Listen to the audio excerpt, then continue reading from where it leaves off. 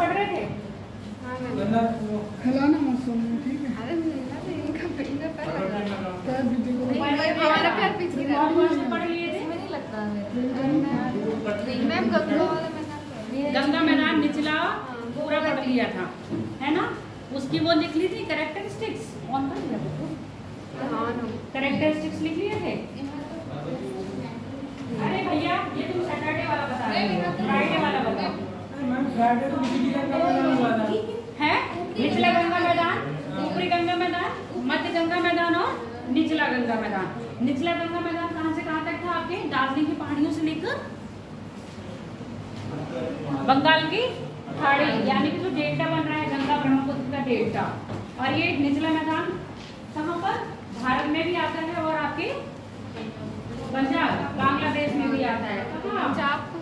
पंजाब पाकिस्तान बीच में लेके आ रही हो, बांग्लादेश लेके आओ, बांग्लादेश में भी आता है। अब हमारा एक बच रहा है कौन सा? असम का मैदान, ठीक है? असम का मैदान कैसे है? असम घाटी में ही है, बहुत सकरा सा क्षेत्र है ना, जिसका विस्तार कहाँ पर है? सिर्फ असम में ही है। मिल गया? नहीं मिलेगा ऐसे, यहाँ पर ही है बस। असम घाटी जहाँ ब्रह्मपुत्र घाटी है ना, इसमें दिया नहीं हुआ, इसमें दिया हुआ नहीं है मैदान, कोई दिक्कत नहीं है। आगे देखो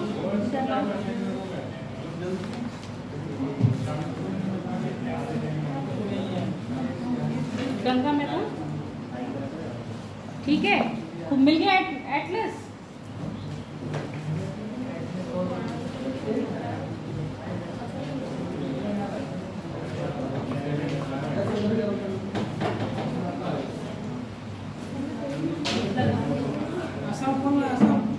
असम का पूरा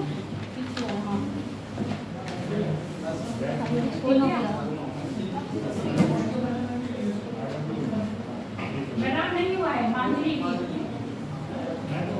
हो गया। एटलस है पीछे, मिल गया असम का मैदान। हाँ एटलस में तुम पीछे बैठ जाओ, चलो उसके पास जाके यहाँ दो एटलस है पूरा। जाओ, तुम्हारे पास एटलस है, तुम्हारे पास, तुम तो लोग ही नहीं जाओ, कंप्लीट हो जाएगा। एटलस देना ही नहीं है। हमारा बैग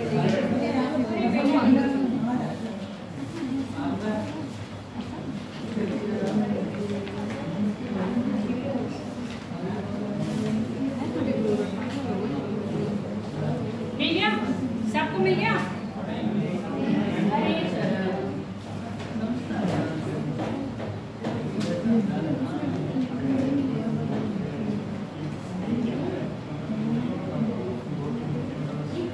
देखो आप अपने एटलस में देखते रहो, जो असम का मैदान है ब्रह्मपुत्र नदी द्वारा क्या हुआ है? निर्माण हुआ है इसका।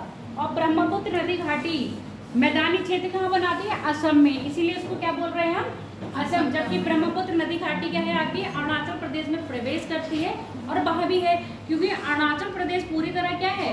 पर्वतीय क्षेत्र है, इसलिए वहां पर घाटियां या मैदान नहीं बनते। अब जैसे ही नदी क्या हो रही है? पर्वतीय क्षेत्र से मैदानी क्षेत्र में आ रही है, तो क्या लेती आती है? पर्वत से एक अवसाद। पहली बात, हिमालयी नदियां जितनी भी हैं उनका एक गुण है मार्ग परिवर्तन करने का, बहुत जल्दी अपने मार्ग को क्या करती हैं? परिवर्तन करती हैं। और दूसरा क्या करती है? अपने साथ बहुत सारा अवसाद लेके आती है नदियों द्वारा, यानी कि ब्रह्मपुत्र नदी है और उसके सहायक नदियां हैं।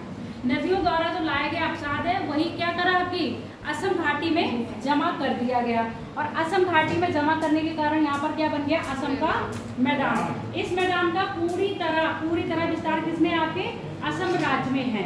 जबकि ब्रह्मपुत्र नदी आपके अरुणाचल प्रदेश में भी है, और वहाँ पर क्या है? पर्वतीय क्षेत्र होने के कारण असम, वो आपकी ब्रह्मपुत्र नदी है एपी में, यानी कि अरुणाचल प्रदेश में मैदान का निर्माण नहीं करती। किसमें करती है? आपके ब्रह्मपुत्र घाटी में। घाटी मतलब उसके एक तरफ क्या है आपके? अगर हम बात करें असम के उत्तर में कौन है? हिमालय पर्वत श्रेणी। असम के दक्षिण में कौन सी है? मेघालय का पठार। तो बीच में क्या बना? घाटी बन गई ना।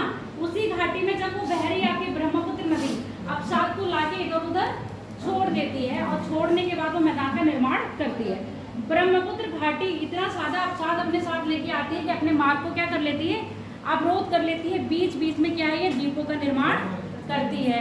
इन्हीं द्वीपों में सबसे बड़ा नदी द्वीप बना है आपका मांजुली द्वीप, जिसको भारत ने एक नदी द्वीप यानी कि जिला घोषित कर रखा है। और विश्व का सबसे बड़ा नदी द्वीप आपके भारत में अवस्थित है। कौन सी नदी में अवस्थित है वो? ब्रह्मपुत्र नदी में। ठीक, आगे बात समझ में। अगर हम बात करें, देखो धुरवी से सहदिया, सदिया और धुरवी, देखो इसकी जो है सहायक नदियां सदिया और धुरविया।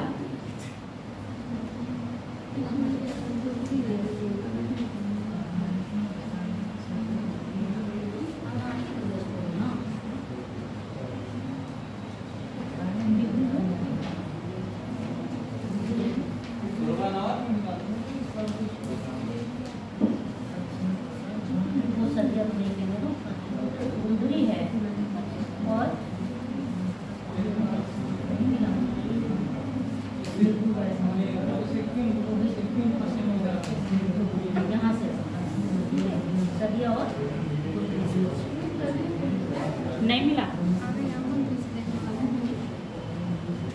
देखो दिहान, इसकी सहायक नदी दिवान, ये है लोहित नदी, इसकी सहायक नदी। तो लोहित नदी के मैदान से लेके धुबरी, अब यहाँ धुबरी लिखा है और कहीं कहीं धुबरी होता है, ठीक है। सहदिया और धुबरी तक का मैदान किस में आता है? आपके असम के मैदान में आता है। मिल गया? धुबरी है ना, इसको धुबरी इसमें लिखा है, वैसे होता है धुबरी। धुबरी लिखा है वैसे धुबरी, और यहाँ पर सदिया और यहाँ धुबरी, ठीक है। इसका विस्तार क्या है? सदिया से लेके धुरवी तक इसका विस्तार है। अब इसके बारे में लिखना शुरू करो। असम का मैदान, असम के मैदान का निर्माण प्राय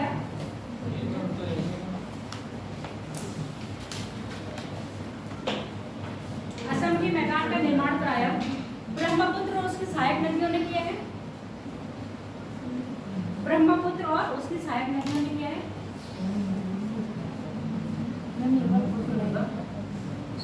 असम के मैदान का निर्माण प्राय ब्रह्मपुत्र और उसकी सहायक नदियों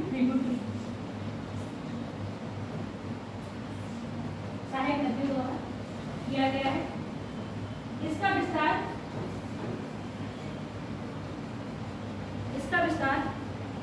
असम राज्य में, पूर्णतया असम राज्य में है। इसका विस्तार पूर्णतया असम राज्य में है, जो सदिया से धुरवी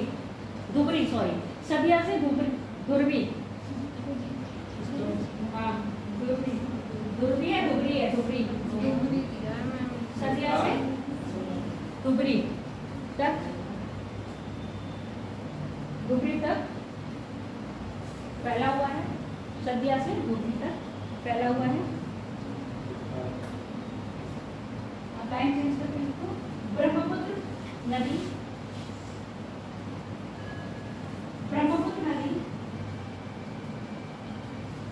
अपने साथ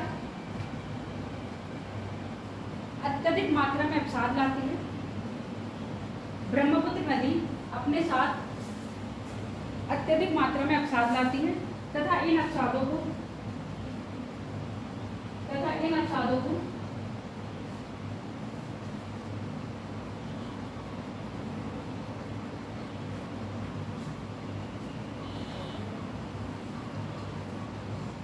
नदियों में ही जमा कर देती है।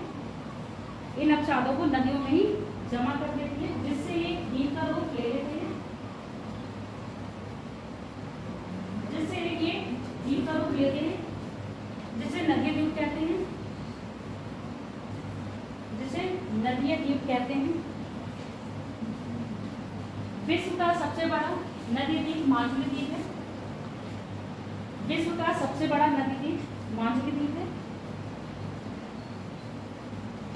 जिसका निर्माण ब्रह्मपुत्र नदी द्वारा असम घाटी में किया गया है। विश्व का सबसे बड़ा नदी द्वीप है, जिसका निर्माण ब्रह्मपुत्र नदी द्वारा मांजुली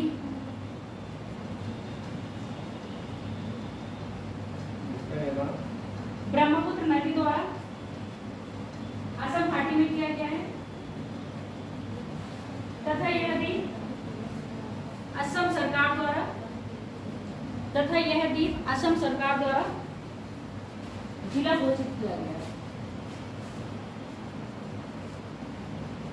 तथा यह द्वीप असम सरकार द्वारा जिला घोषित किया गया है। उत्तरी भारत के जितने मैदान थे वो आपके कंप्लीट हो गए हैं। कितने पार्ट में हमने बांटा था? उत्तर भारत के मैदान को कितने भागों में बांटा था? बताओ आशा, बोल दो। ये बताओ, तुम लोग ऐसे डरते हो क्या? मैं तुमको डंडा लेके यहाँ ऐसा मेरे लाठी रखी होती है साइड में, जिसको देखते तो डर लगने लगता है? नहीं लगती है ना? हाँ तो बताओ, 3 कौन से? गंगा को नहीं, पूरा पहले उत्तर भारत का मैदान बताओ किसमें बांटा है? याद नहीं है? पंजाब हरियाणा का मैदान, गंगा का मैदान और असम का मैदान। उसी में मैंने कह दिया था मरुस्थलीय मैदान, जो आपके टॉपिक में स्पेशली अलग से डिफाइन किया गया है, तो आप उसको अलग से पढ़ोगे। तो यहाँ हम लोगों ने पढ़ा पंजाब हरियाणा का मैदान, उसके बाद आपके गंगा के मैदान को 3 पार्ट में बांटा है, अपर गंगा, मिडिल गंगा और लोअर गंगा। उसके बाद आपका कौन सा आ गया? असम, है ना? और सबसे बड़ा अगर मैदानी क्षेत्र देखें तीनों में तो कौन ले रहा है? गंगा का मैदान। गंगा का मैदान सर्वाधिक क्षेत्र में फैला हुआ है।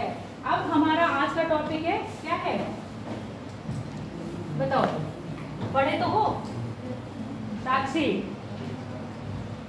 प्रायद्वीपीय भारत के पठार, यानी कि प्लेटो ऑफ पेनिनसुला इंडिया। पेनिनसुला क्या होता है पहले मुझे ये बताओ। प्रायद्वीप क्या होता है? जिसके 3 तरफ पानी हो, वो प्रायद्वीप है। पूरी परिभाषा जरा बता के दिखाओ मुझे। परिभाषा मैंने पूछा है, उदाहरण नहीं।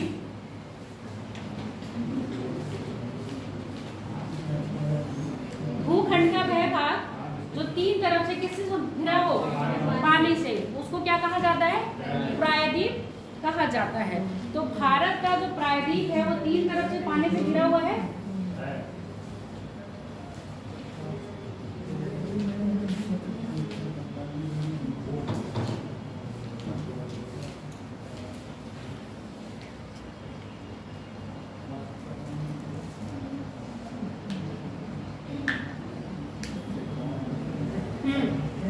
घिरा हुआ है।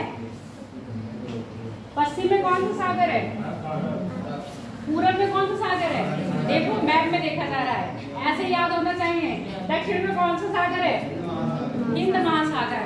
तो भारत का जो प्रायद्वीपीय भारत है वो 3 सागरों से घिरा हुआ है। पूरब में बंगाल की खाड़ी, पश्चिम में अरब सागर, दक्षिण में हिंद महासागर। तो प्रायद्वीप समझ में आ गया। अब ये बताओ, क्या ये भूखंड नया है या पुराना है? आगे मैंने तिकोना क्यों बनाया है बताओ?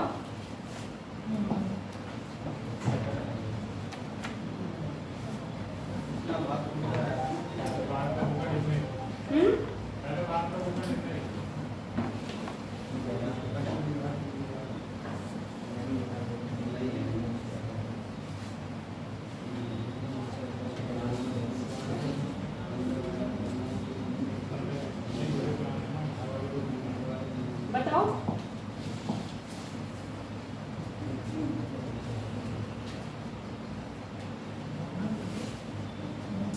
उसको आइडिया लगाओ। साक्षी खड़ी को बताओ, बैठे बैठे बताओगी। क्यों? पैर में दर्द हो रहा है? चलो अच्छा, बैठे बैठे बता दो। अच्छा जी, इंटरव्यू में बैठे बैठे आंसर देना है, इसलिए तुम बैठे बैठे आंसर दोगे। और उससे अच्छा चलो बाई चांस उससे पहले पूछा जाए, हम इंटरव्यू आपका बैठे बैठे नहीं लेंगे, खड़े खड़े लेंगे। फिर नहीं, हम कह रहे हैं हम तो खड़े खड़े लेंगे। हाँ बोलो।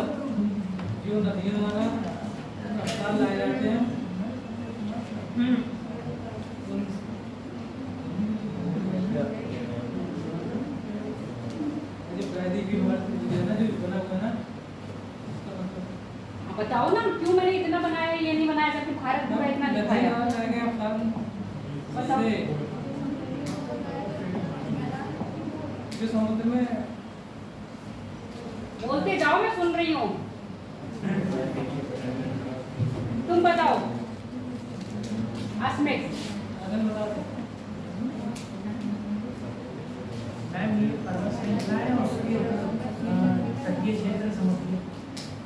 ये तटीय क्षेत्र समुद्री, और ये तटीय क्षेत्र का निर्माण किसके द्वारा किया गया है? नदियों द्वारा, इसलिए हम इसको कह रहे हैं तटीय मैदान। जबकि पूरा भू मतलब जो आपका प्रायद्वीपीय भारत है या प्रायद्वीपीय पठार कह लो, वो कौन सा है आपका? ये अंदर वाला क्षेत्र। और जो भारत की ये वाली सीमा देखते हो, ये क्या है? आपके तटीय मैदान, जिनका निर्माण किसने करा है? आपके नदियों ने किया है। इससे पहले जब भारत क्या हुआ था? भूखंड अलग हुआ है किससे? अफ्रीका महाद्वीप से। तब क्या ये मैदान था? जब ये स्टेबल हो गया तब आगे क्या बना है? आपके तटीय क्षेत्रों का निर्माण किया गया है। तो अब जो हम ये पुराना वाला देखेंगे, कौन सा? मैं ये क्षेत्र सबसे पुराना भारत पूछा जाएगा तो यही अंदर जो पार्ट दिख रहा है कैसा है? कठोर है, चट्टान नुमा है। इसका निर्माण कब हुआ? कौन से काल में हुआ इसका निर्माण? बताओ। प्रायद्वीपीय भारत सबसे पुराना है, यानी कि आपकी हिमालय से भी पुराना है, गंगा मैदान से भी पुराना है। तो इसका कौन से युग में इसका निर्माण हुआ है? और जो आपकी अरावली श्रेणी है, विंध्यन श्रेणी है,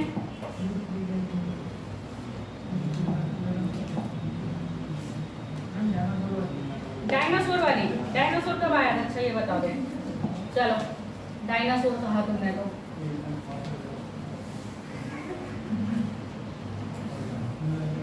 विंध्यन श्रेणी है, सतपुड़ा श्रेणी है, अजंता श्रेणी है।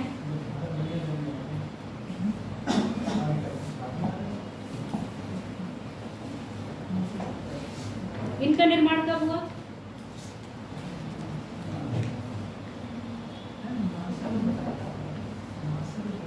क्या बताया तुमने? देखो, जितना भी आपकी अरावली श्रेणी है, विंध्यन श्रेणी है या आपकी सतपुड़ा श्रेणी है, इनका निर्माण हुआ है प्री कैम्ब्रियन युग में। ठीक है। और जो आपका दक्कन यानी कि गोंडवाना लैंड का हिस्सा है, गोंडवाना लैंड का जो अब क्या है निर्माण हुआ है, कौन से युग में हुआ है? क्रिटेशियस युग में। ठीक है। ट्रियासिक युग और क्या? टाइमलाइन से बता दूं? मैं टाइमलाइन लिखवा देती हूँ आपको। देखो, पहला है पैराजोइक। दिख नहीं रहा है, थोड़ा मोटा कर दूं।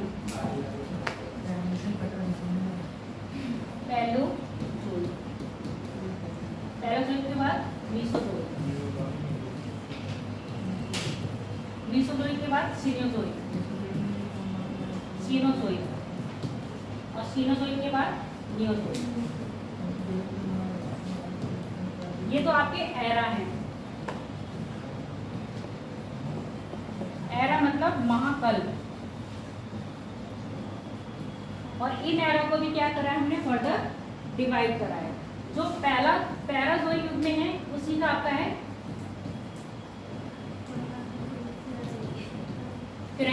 Cambrian period. ठीक है। और इसी में आपका है कार्बोनिफेरस युग।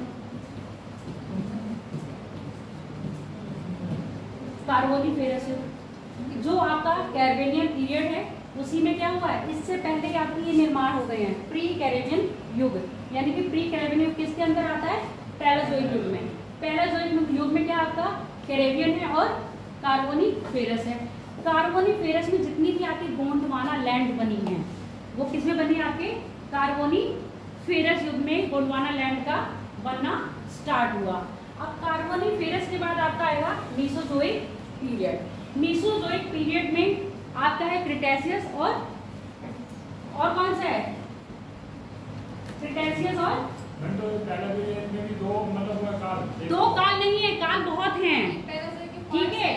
पूरा भारत का अगर हम बात करेंगे तो 16 कालों में पूरा भारत है, या फिर 16 काल है। अब 16 काल को आपको एज इट इज याद करना पड़ेगा। कौन से काल में मानव हुआ, कौन से काल में जीव आए, ठीक, कौन से काल में पृथ्वी बनी, वो तो मैं आपको बीच बीच में ये जिस काल में भारत की कौन कौन सी चट्टानें बन रही हैं, ये निर्माण हो रहा है, तो उसके बारे में बताए हैं। तो उसमें मेसोजोइक पीरियड में जो आपका है क्रेटेशियस युग, इसी क्रेटेशियस युग में क्या हुआ है, आपके लावा निर्मित हुआ। जब लावा निर्मित हुआ है तभी आपके सब लिखवा देंगे, तभी आपके क्या है, दक्कन का पठार का निर्माण हुआ है। आई बात समझ में? तभी आपके दक्कन का पठार का निर्माण हुआ, क्योंकि लावा कहाँ, यहाँ पर जमना शुरू हो गया। और ये जब ये लावा बना है तभी आपका क्या है, भारत का पठारी क्षेत्र बना है। अगर हम भारत की पूरी अवस्थिति देखें तो भारत कुछ ऐसा दिखेगा।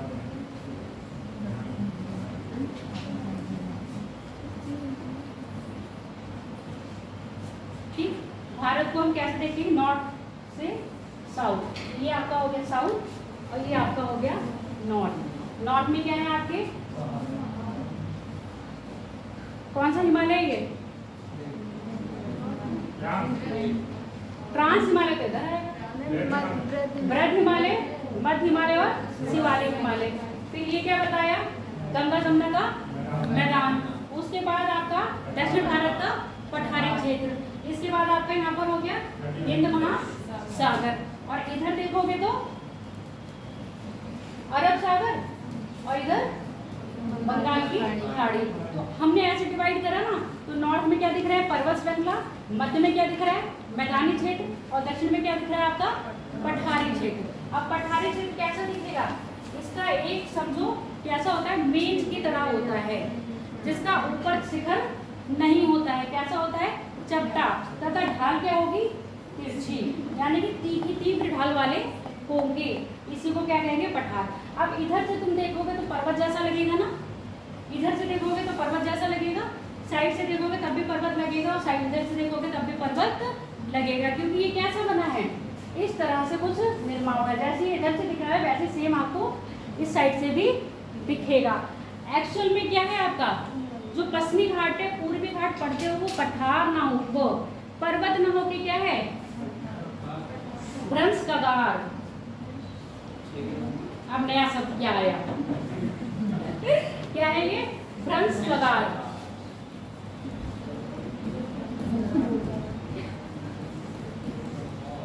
अब देखो जैसे ये पठार बना, मैंने क्या कहा, भारत किससे टूटा, अफ्रीका महाद्वीप से टूटा। अफ्रीका महाद्वीप भी क्या है, पठारी क्षेत्र है।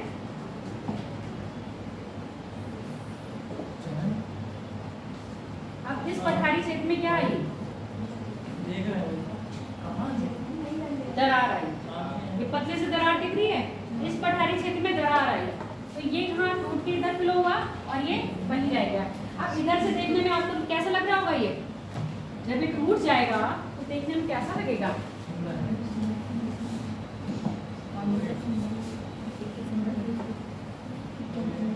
इधर से देखने में पहाड़ जैसा लग रहा है ना। एक्चुअली में क्या है, भ्रंश कगार, यानी कि ये टूटा हुआ पठार बीच में से टूटा हुआ है, तो इसको कह रहे हैं हम भ्रंश कगार। पर्वत नहीं है, क्या है ये, भ्रंश कगार। और भ्रंश कगार इधर से देखने में पर्वत लग रहा है, इसलिए हमने उसको बोल दिया है आपके पश्चिमी घाट पर्वत श्रृंखला। आई बात समझ में? कभी पेपर में पूछा जाएगा पश्चिमी घाट क्या है, पश्चिमी घाट श्रृंखला, पर्वत श्रृंखला है, दूसरा पॉइंट दिया जाएगा, ये इसका निर्माण एक भ्रंश कगार से निर्मित हुआ है, तो आपको क्या कहना पड़ेगा, दोनों ही सही है। निर्माण कैसे हुआ है, भ्रंश कगार से। एक्चुअल में ये पर्वत नहीं है, पर क्या है, जब ये टूट गया है तो देखने में हमें कैसा लगता है, पर्वत की तरह लगता है। और यहाँ पर ऊंचा है, किधर, पश्चिम की तरफ ऊंचा है, और जबकि दक्षिण की तरफ क्या है, ये नीचा है। तो आपका पश्चिमी घाट और आपका पूर्वी घाट दोनों ही क्या है, भ्रंश कगार है, जबकि इधर ऊंचाई ज्यादा है और इधर ऊंचाई कम है। इतनी बात समझ में आ गई? आई बात समझ में या नहीं? आप लिख लो, पहले हेडिंग डाल लो।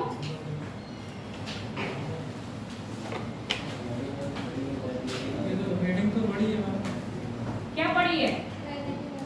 प्रायद्वीप में भारत के पठार। अब लिख लो पहले प्रायद्वीप। प्रायद्वीप प्रायः वह भूखंड होता है, प्रायद्वीप प्रायः वह भूखंड होता है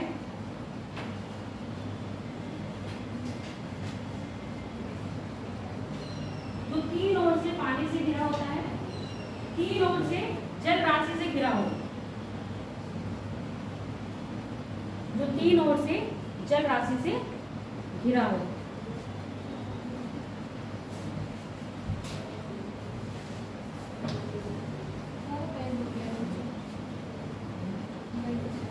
अब लिखो दक्षिण भारत,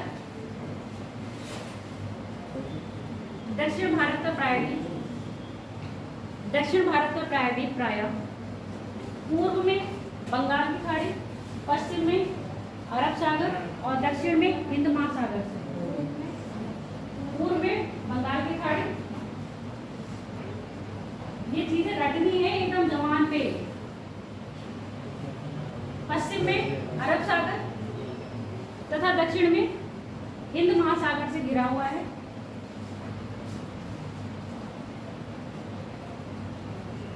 हिंद महासागर से घिरा हुआ है। अब लाइन चेंज करते हैं इसको।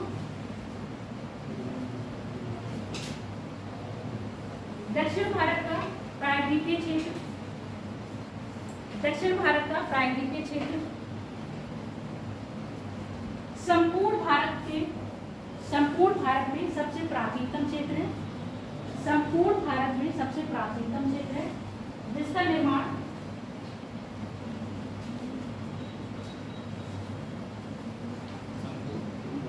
संपूर्ण भारत में सबसे प्राचीनतम क्षेत्र है, जिसका निर्माण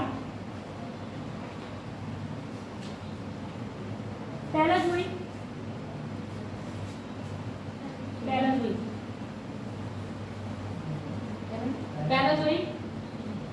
कल्प में, पैलाज़ोइक कल्प के, ऐसे इसको पैलाज़ोइक कल्प के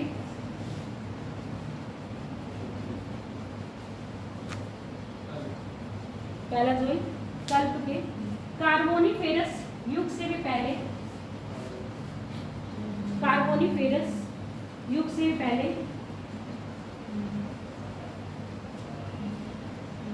गोंडवाना लैंड से हुआ है, यानी कि गोंडवाना लैंड का भाग।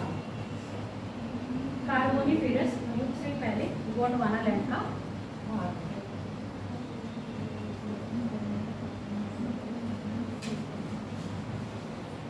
अब यहीं पर ही नोट आके लिख लो, कार्बोनिफेरस युग में गोंडवाना क्रम की चट्टानों का, कार्बोनिफेरस युग में गोंडवाना क्रम की चट्टानों का निर्माण हुआ। गोंडवाना क्रम की चट्टानों का निर्माण हुआ। और गोंडवाना क्रम की चट्टानों में क्या मिलता है आपका? कोयला। भारत में गोंडवाना क्रम की चट्टानों का क्षेत्र कहाँ है? आज आप लोग पढ़ो। और ये जो टॉपिक आपका चल रहा है, यूपीएससी, यूपीपीसीएस, स्टेट पीसीएस जो भी हो, ऐसा नहीं है कि यूपीपीसीएस, सबकी दृष्टि से इम्पोर्टेंट है, क्योंकि ये भौतिक क्षेत्र तो कर रहा है क्या कवर, उसके साथ साथ इकोनॉमी, यानी कि जितने भी आपके पठार हैं, पुराना क्षेत्र है, ठीक है, तो यहाँ पर क्या है, खनिज संपदा बहुत, लिखना नहीं है, समझ लो, खनिज संपदा बहुत ज़्यादा है, इसलिए ये आर्थिक दृष्टि से भी बहुत ज़्यादा इम्पोर्टेंट हो जाता है। अब क्या लिखे हो? कार्बोनिफेरस में गोंडवाना क्रम की चट्टानों का निर्माण हुआ है। अब लाइन चेंज करके आ जाओ प्रायद्वीपीय भारत में। प्रायद्वीपीय भारत प्रायः प्रायद्वीपीय भारत प्रायः भूकंप की दृष्टि से स्थिर है, भूकंप की दृष्टि से स्थिर है, अर्थात यहाँ भूकंप नहीं आते, अर्थात यहाँ भूकंप नहीं आते।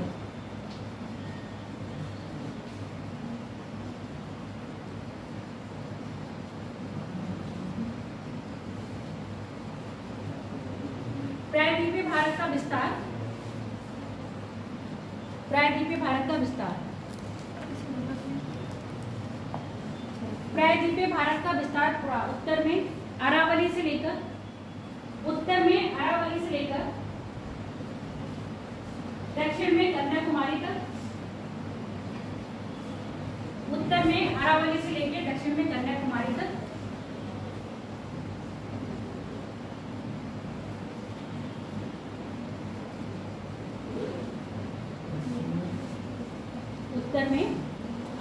लेके दक्षिण में कन्याकुमारी तक। अब यहाँ लिखो इसके उत्तर में इसकी उत्तरी सीमा का निर्धारण, इसकी उत्तरी सीमा का निर्धारण विंध्यन श्रेणी, इसकी उत्तरी सीमा का निर्धारण विंध्यन श्रेणी, विंध्यन श्रेणी तथा पूर्वी सीमा राजमहल की पहाड़ियां, तथा पूर्वी सीमा राजमहल की पहाड़ियां, राजमहल छोटा नागपुर का पठार, राजमहल की पहाड़ियां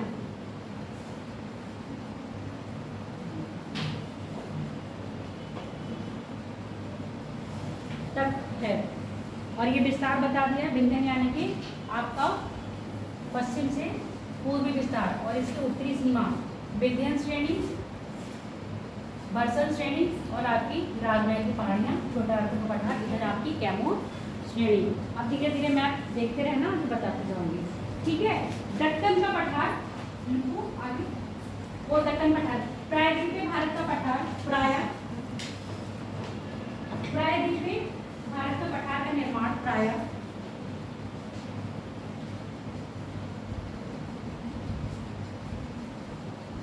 क्रिटेशियस युग में लावा के, क्रिटेशियस युग में मीसोजोइक एरा के ही क्रिटेशियस युग में, क्रिटेशियस युग में मीसोजोइक एरा के क्रिटेशियस युग में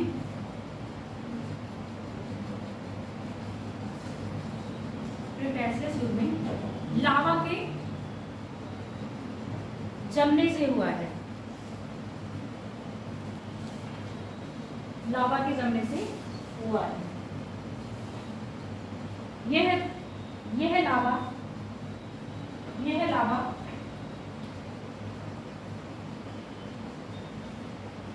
reunion hotspot zone, Reunion hotspot zone, यह लावा रीयूनियन हॉटस्पॉट जोन, यह लावा रीयूनियन हॉटस्पॉट जोन के कारण जमा। अब ये चीज समझ लो। देखो भारत क्या हुआ, जब अलग हुआ तब ये फ्लो करके हो जा रहा था भूखंड। अब पहला भूखंड तो रहा होगा, अब मैंने कहा पठारी क्षेत्र जो बना है किससे बन रहा है, लावा से। अब रीयूनियन क्षेत्र वो होता है जहाँ पर कंटिन्यूसली क्या होता है, मैग्मा, पृथ्वी का मैग्मा बाहर निकलता रहता है। जब ये फ्लो करते करते इसी क्षेत्र में आया तो यहाँ पर क्या हो गया, लावा जमने लगा। अब ऐसा नहीं है कि ये 1 साल ही रहा, 2 साल रहा, बहुत सालों तक यहाँ रहा और ये क्रिया कंटिन्यूसली होती रही। जब ये क्रिया कंटिन्यूसली होती रही तो यहाँ पर क्या हो गया, आपका पठारी क्षेत्र बन गया। अब इसी पठारी क्षेत्र को हम क्या कहते हैं, प्रायद्वीपीय भारत के पठार। तो प्रायद्वीपीय भारत के जो पठारों का निर्माण हुआ है वो किससे हुआ है, रीयूनियन हॉटस्पॉट के कारण। और हॉटस्पॉट कहाँ बन रहा है आपका, जब ये फ्लो कर रहा था तो हिंद महासागर वाला क्षेत्र जो आप कह रहे हो, मैं अफ्रीका से टूट के अलग हुआ तो अरब सागर में फ्लो करता हुआ पहुंचा है, तो वहीं पर क्या है आपका रीयूनियन हॉटस्पॉट रहा, जहाँ से लावा निकलता रहा और यहाँ पर जमा हो गया। तो कभी ये तो रीयूनियन हॉटस्पॉट क्या होता है, इसकी प्रक्रिया क्या होती है, जब इसका लावा निकलता है, कहाँ से निकलता है, रीयूनियन हॉटस्पॉट का जो लावा निकलता है यानी कि जो मैग्मा अर्थ से निकलता है वो कोर से निकलता है। और जितनी भी आपकी नॉर्मली ज्वालामुखी क्रियाएं होती हैं वहाँ का जो मैग्मा निकलता है आपके मेंटर के पार्ट से निकलता है, ठीक है। तभी नॉर्मल पूछा जाए तो जो रीयूनियन का हॉटस्पॉट का जो लावा निकल रहा है या मैग्मा निकल रहा है वो आपके कोर से निकलता है, वो भी कौन सा, अपर कोर से। और जो ज्वालामुखी क्रिया में मैग्मा निकलता है वो आपका मेंटल से निकलता है, और वो भी अपर मेंटल से नहीं निकलेगा, कहाँ से निकलेगा, मिडिल और लोअर से। क्यों अपर से क्यों नहीं निकल रहा है, क्योंकि आपने पढ़ा था कि क्रस्ट और अपर मेंटल इसमें आते हैं लिथोस्फीयर में। तो अपर मेंटल क्या है आपका सॉलिड पार्ट है, जबकि मिडिल और लोअर मेंटल कैसा है आपका लिक्विड यानी कि सेमी लिक्विड पार्ट है। आई बात समझ में, हाँ। वहाँ पर यहाँ पर क्या हो गया, जैसे ही जैसे आप ये समझो जैसे कोई चाशनी है फ्लो कर रही है या टेप ये फेविकोल होता है। अब आपकी उंगली वहाँ चली जाएगी तो आपकी उंगली पे वो लग जाएगा ना फेविकोल। अब आपने थोड़ी टाइम तक ध्यान नहीं दिया, वो वहाँ जम जाएगा। फिर आप देखोगे क्या, तो सेम चीज़ यही है। वहाँ से जब लावा निकल रहा है और ये क्या हो रहा है, वहाँ से गुजर रहा है, तो वो लावा कहाँ पर आ गया, इसी पर आके धीरे धीरे जमता गया। और जब ये जम गया तो ये क्या कहलाया, आपका पठार का रूप ले लिया। अभी मैंने बताया एक स्थल खंड के ऊपर ऊंचा भाग क्या कहलाएगा, पठार। तो ये जमता गया और क्या बन गया, पठार का निर्माण कर लिया। तो इस तरह से क्या बना है आपका, दक्षिण भारत में पठारी क्षेत्र का निर्माण हुआ है। कौन सी युग में हुआ है आपका, क्रिटेशियस युग में। और क्रिटेशियस युग में होने का कारण क्या है, यहाँ पर इस समय क्रिटेशियस युग में धरती से बहुत सारा मैग्मा बाहर निकल के आ रहा था। और हॉट स्पॉट जहाँ बोला जाएगा तो आप समझ लेना पृथ्वी के कोर से आ रहा है, और जहाँ ज्वालामुखी क्रिया पूछी जाएगी वहां समझ लेना मैग्मा कहाँ से आ रहा है, मैंटल से आ रहा है। लैंग्वेज क्या लिखी हो,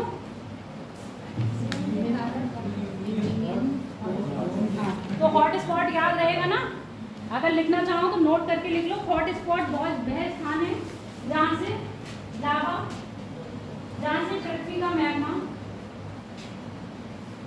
जहाँ से पृथ्वी का मैग्मा सतह पर कंटिन्यूसली यानी कि लगातार बहता रहता है। यानी कि यहाँ पर कोई ऐसी दरार होगी, ऐसे समझ लो जैसे आपने क्या रखा है, अगर आपके घर में कोई तेल का डब्बा या पानी का या कप में पानी या दूध या चाय रख दी, अगर उसमें दरार पड़ी होगी तो उस दरार से क्या होती है, चाय बाहर निकल के आती रहती है ना, है ना। अब आपके पास वो आपका फेवरेट कप है, आप उसको फेंकना नहीं चाहते हो, तो वो क्या कहोगे, अरे थोड़ी तो निकली तो मैं पी लूंगा। तो सेम बात ये है, पृथ्वी के अंदर क्या है, कहीं दरार पड़ी होगी, इसी दरार से क्या होता है, मैग्मा कंटिन्यूसली आता रहता है। अब आपकी कप की चाय खत्म हो जाएगी ना, यहाँ तो खत्म नहीं हो रहा है ना, तो यहाँ कंटिन्यूसली आते रहते हैं और पठारों का निर्माण हो जाता है। ऐसे कभी आप देखो समुद्र के अंदर द्वीप कैसे बनते हैं, यहाँ लगातार क्या होगा, पृथ्वी के अंदर से मैग्मा निकलता है और जमा होता जाता है। अब ये क्रिया बहुत टाइम तक होती रहती है, तो सागर सतह से ऊपर आ जाएगा तो नए द्वीपों का निर्माण हो जाता है। तो ऐसे द्वीप क्या कहलाते हैं, ज्वालामुखी द्वीप, या आपके ज्वालामुखी कहलाएंगे क्योंकि पृथ्वी से कैसे आए हैं, या दरारी और भेदन से जो होता है, दरार से जब मैग्मा निकलता है तब भी पठारों का निर्माण होता है। मोस्टली जब दरारों से क्या निकलेगा, आपके पृथ्वी का मैग्मा निकलेगा तो ऊपर आके जमेगा तो उससे पठार बनेंगे, और ज्वालामुखी क्रिया से बनेंगे आपके ज्वालामुखी पर्वत। और अगर यही मैग्मा बहुत दूर तक फैलता गया तब क्या करेगा, दूर जाके पहाड़ों का पठारों का निर्माण कर देगा। रियूनियन क्षेत्र यानी हॉट स्पॉट क्षेत्र वह क्षेत्र है जहाँ पर पृथ्वी का मैग्मा लगातार धरातल पर आता है, तैरता नहीं है, धरातल पर आता रहता है।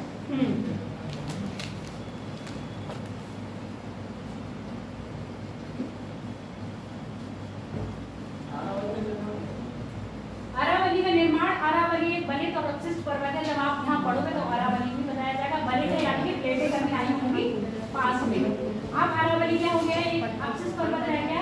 अरावली कभी हिमालय से भी विशाल हुआ करता था। और अगर हम बात करें तो अरावली अब क्या है, अब जो उसका विस्तार रह गया है आपके गुजरात से लेकर दिल्ली तक, ठीक है, गुजरात से लेकर दिल्ली तक है, और कभी ये हिमालय तक भी जाता था। साथ में आपका लक्षद्वीप, यहाँ तक कभी इसका विस्तार था, क्योंकि अभी अपशिष्ट रह गया है तो कुछ हिस्सा समुद्र के नीचे चला गया, बाकी जब इंडियन प्लेट यूरेशियन प्लेट के नीचे गई तब इसका तिब्बत यानी कि यूरेशियन प्लेट के अंदर चला गया। अब जो हमें दिखता है वो दिल्ली और राजस्थान और हरियाणा और गुजरात के क्षेत्र में दिखता है। सेम वही प्रोसेस है, जितने भी आपके बलित पर्वत बनेंगे, बलित पर्वतों का निर्माण कब होगा, जब दो प्लेटें आपस में कन्वर्जन करेंगी, ठीक है। अपशिष्ट का मतलब ऐसे समझ लो, जो अब अच्छे अपरदन के कारण अब उसकी ऊंचाई कैसी हो गई, कम हो गई है, कहीं कहीं बिल्कुल घिस गया है, थोड़ा सा ऊंचा टीला दिखता है और कहीं ऊंचा दिख रहा है, अब उसमें कुछ है नहीं, पहले नाम का पर्वत रह गया है।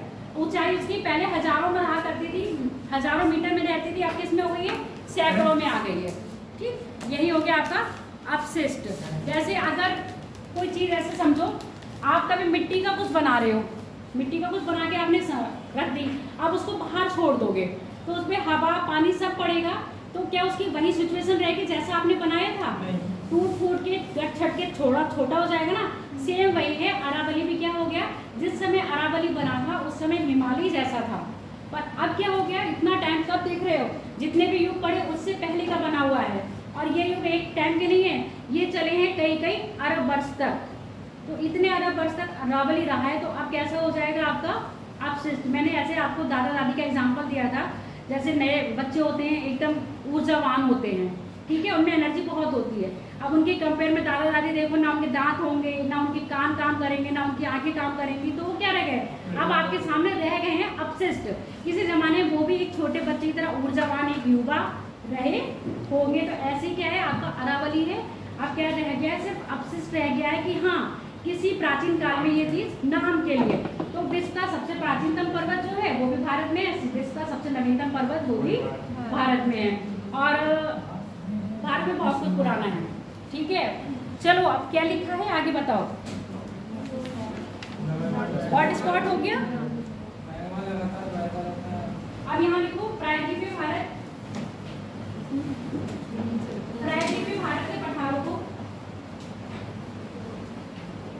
प्रायद्वीपीय भारत के पठारों को विभिन्न भागों में बांटा गया है, विभिन्न नामों से जाना जाता है, ऐसे करो, विभिन्न नामों से जाना जाता है।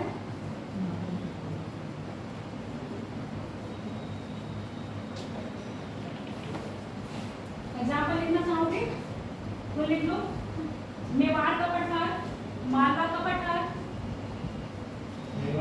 मेवाड़ का पठार, इसको मारवाड़ का पठार भी कहते हैं, मेवाड़ का पठार, मारवाड़ का पठार, इसी को लिख लेना। मालवा का पठार,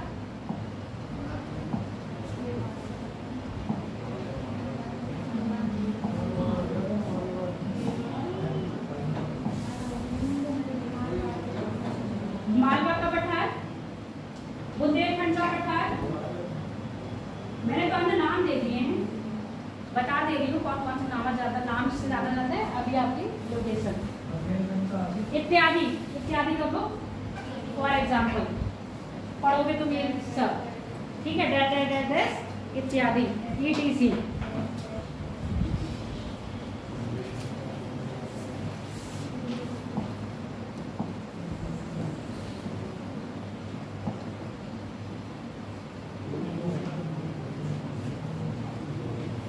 विस्तार बताया था, उत्तर में कहाँ है आपका अरावली, और उत्तरी सीमा पर निर्धारण कर रहा है आपका विंध्यन श्रेणी, विंध्यन सतपुड़ा, और इसके बाद क्या होता है आपके प्रायद्वीपीय भारत लग जाता है।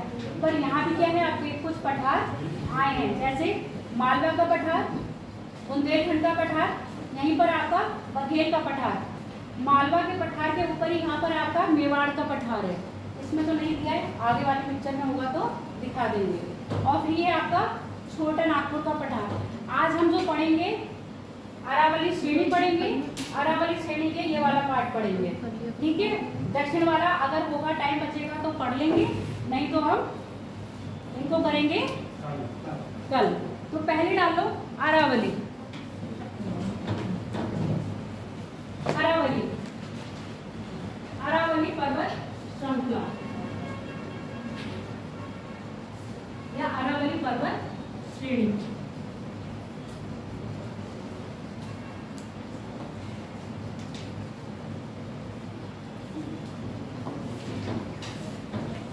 अरावली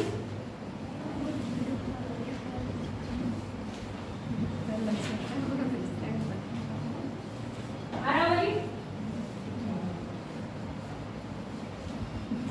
प्रायद्वीपीय भारत का उत्तरी पश्चिमी विस्तार है। अरावली प्रायद्वीपीय भारत का उत्तर पश्चिमी विस्तार है।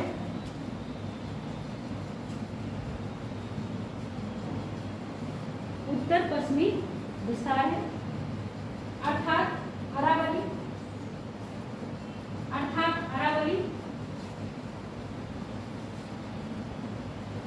प्रायद्वीपीय भारत का ही एक भाग है, अर्थात अरावली प्रायद्वीपीय भारत का ही एक भाग है।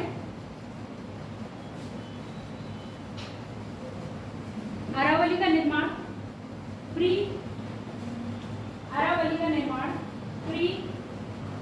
कैम्ब्रियन युग में, प्री कैम्ब्रियन युग में हुआ है,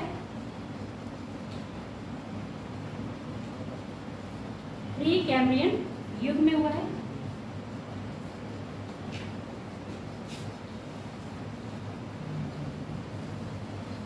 जो संपूर्ण विश्व की सबसे प्राचीनतम वलित पर्वत श्रेणी है, जो संपूर्ण विश्व की सबसे प्राचीनतम वलित पर्वत श्रेणी है।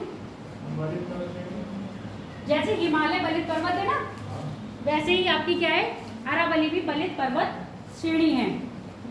परंतु यह वलित पर्वत श्रेणी है, परंतु वर्तमान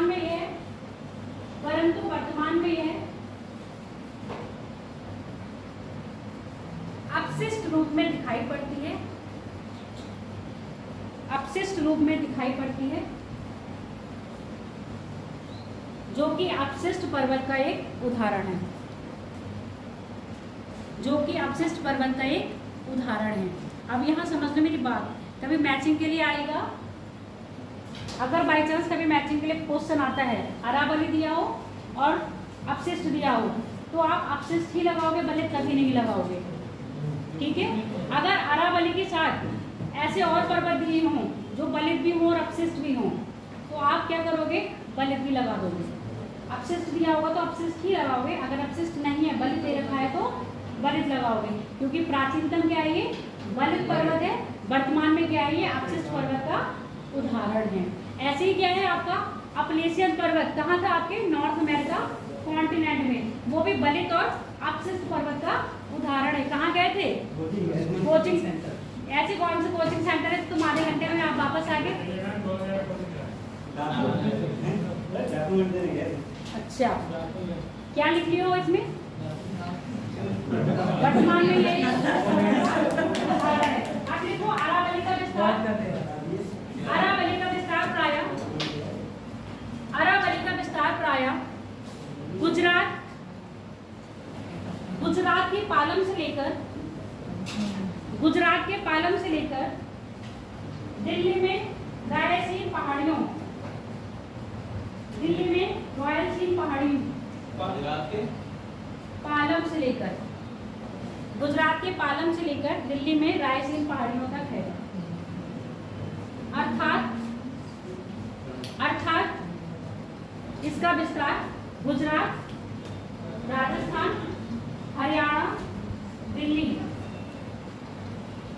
अर्थात इसका विस्तार गुजरात, राजस्थान, हरियाणा, दिल्ली, गुजरात, राजस्थान, हरियाणा, दिल्ली, ये सीक्वेंस दक्षिण से उत्तर तक है। गुजरात शॉर्ट में लिखा करो, शॉर्ट में लिखना सीखो थोड़ा। GJ, RJ, HR, DL, समझे, थोड़ा शॉर्ट में लिखना सीखो फटाफट। ऐसे लिखोगे तो ऐसा लगता है जैसे प्री नर्सरी फर्स्ट सेकंड के बच्चों को लिखवा रहे हैं।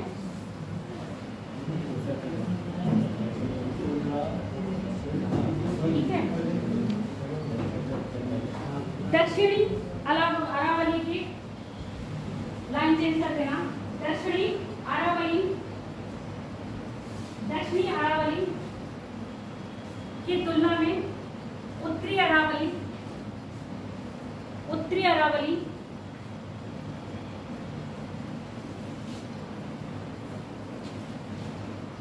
अरावली का क्षय अत्यधिक हुआ है, उत्तरी अरावली का क्षय अत्यधिक हुआ है, जिसका कारण यहाँ पर मिलने वाले आध्यात्मिक खनिज हैं, जिसका कारण यहाँ पर प्राप्त होने वाले आध्यात्मिक खनिज कौन कौन से हो जाते हैं, चूना पत्थर है ना, हाँ, जिसका कारण यहाँ पर मिलने वाले आध्यात्मिक खनिज हैं। अब यहाँ सुन लो, जो धात्विक खनिज होंगे जैसे आपका जस्ता, सीसा, चांदी, ठीक, इनका अपक्षय पर्दन बहुत आसानी से नहीं होगा। इसके अपोजिट जो आपके आध्यात्मिक खनिज हैं उनका अपक्षय पर्दन क्या हो जाएगा, अधिक हो जाएगा। इसीलिए क्या हो गया, जब आप दिल्ली पर जाओगे, दिल्ली क्षेत्र में जाओगे तो आपको पहाड़ नहीं दिखता। पहाड़ दिखता है क्या? पर जहाँ आपका राष्ट्रपति भवन है वहाँ पर थोड़ा सा टीला सा दिखता है ना, तो अब वहाँ पर क्या रह गया है, अरावली एक टीले की तरह रह गया है। और बाकी जब आप राजस्थान गुजरात के क्षेत्र में जाओगे तो आपको अरावली पहाड़ के रूप में दिखेगा। तो उत्तर में क्या है आपके, मतलब उत्तरी अरावली में क्या खनिज पाए जा रहे थे, अधात्विक खनिज पाए जा रहे थे, जिसके कारण उनका अपक्षयपर्दन आसानी से हो गया। जबकि दक्षिणी अरावली में आओगे तो क्या होगा, धात्विक खनिज पाए जाएंगे जिसका अपक्षयपर्दन आसानी से नहीं हो रहा है। और अरावली क्या है, दक्षिण में अत्यधिक ऊंचा है। तो यहाँ पर आप लोगों ने क्या लैंग्वेज लिखी, ये जो लिखवाया है ना, ये चीजें कभी कभी एग्जाम में स्टेटमेंट के तौर पर पूछी जाती हैं, तो आप इसको ऐसे दिमाग में भी रख लेना, ये नहीं कॉपी पे लिखा हुआ रखा हो। क्या लिखे हो, अधात्विक खनिज पाए जाने के कारण इसका अपक्षयपर्दन अधिक हो गया है। जबकि दक्षिण अरावली में धात्विक खनिज की अधिकता होने के कारण, जबकि दक्षिण में धात्विक खनिज की अधिकता होने के कारण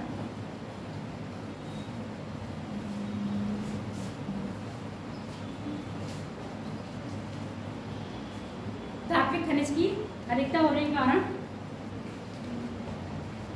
इसका अपक्षयपर्दन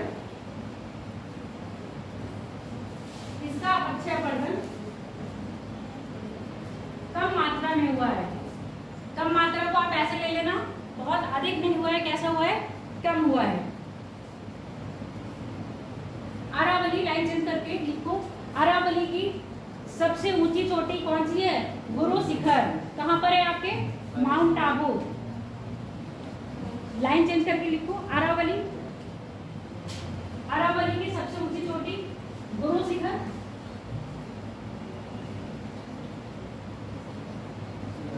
गुरु शिखर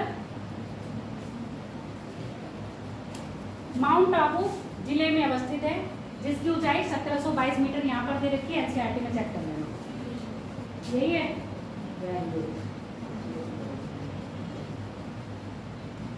जिसकी ऊंचाई 1722 मीटर है। और यही माउंट आबू में क्या है, दिलवाड़ा का जैन मंदिर।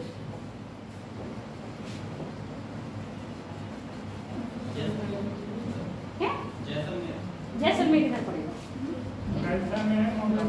हाँ, अब लिखो, अरावली की सर्वाधिक लंबाई राजस्थान में तथा सबसे कम दिल्ली में, तो अवशिष्ट रह गया है हरियाणा है। अरावली की सबसे अधिक लंबाई राजस्थान में 1722। अरावली की सबसे अधिक लंबाई राजस्थान में है। ये वनडे एग्जाम में पूछा जाता है, आपके एग्जाम में आएगा तो स्टेटमेंट के तौर पर आ जाएगा, और वनडे एग्जाम में डायरेक्टली पूछ लिया जाता है। सबसे कम हरियाणा में।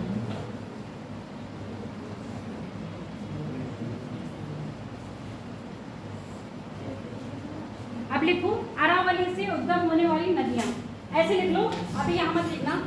अरावली के पश्चिम तथा अरावली का पूरब, सुनते जाओ। अरावली के पश्चिम में कौन सा मौसम होगा, शुष्क होगा या अर्ध शुष्क होगा? अरावली के पश्चिम में अर्ध शुष्क होगा। अर्ध शुष्क मौसम का मतलब क्या होता है? हाँ,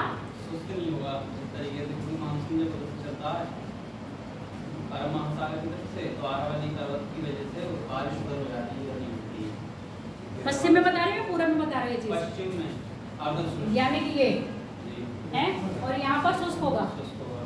सच बोल रहे हो? सही, आप सुन लो मेरी बात। जैसे ही दक्षिण पश्चिमी मानसून आता है तो अरावली से टकराकर यहाँ प्रवेश करता है, ठीक है। तो अरावली के पूर्व में जो राजस्थान में पाया जाएगा वो अर्ध शुष्क पाया जाएगा, पश्चिम में जो पाया जाएगा वो शुष्क पाया जाएगा।